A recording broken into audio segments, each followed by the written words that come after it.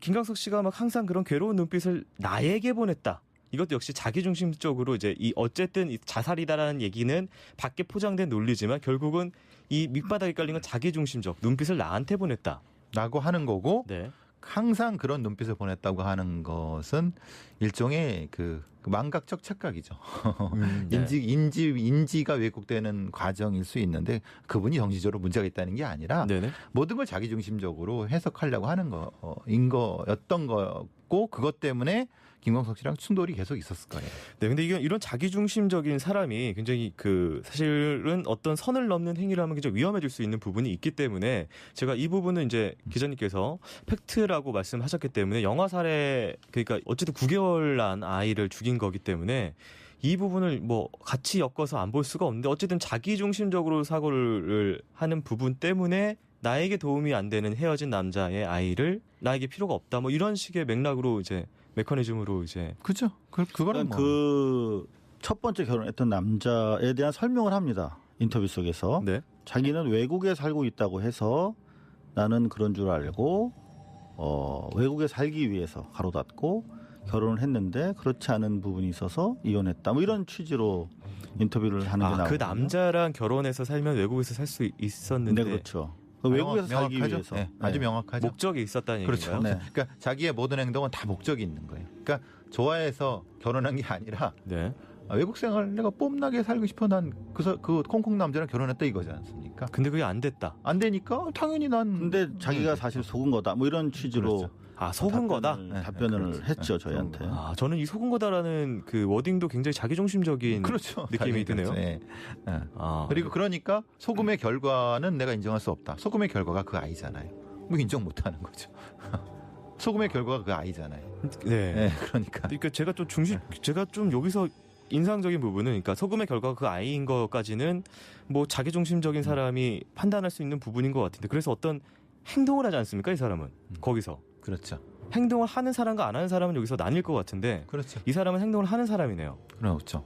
했고 네. 또 여러 가지 이유로 김광석 씨랑 또 결혼을 했죠. 그것도 행동을 한 거죠. 네. 근데 이런 얘기를 해요. 네. 제가 그 아이를 낳아서 죽인 부분을 물어보고 그런 얘기를 김광석 씨한테 했느냐라고 되묻습니다.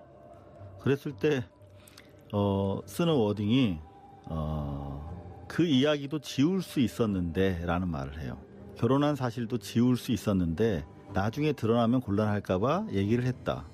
하지만 부모님에게는 알리지 않기로 했다라는 답변을 하거든요. 근데 저는 들으면서도 결혼한 사실을 어떻게 지우지?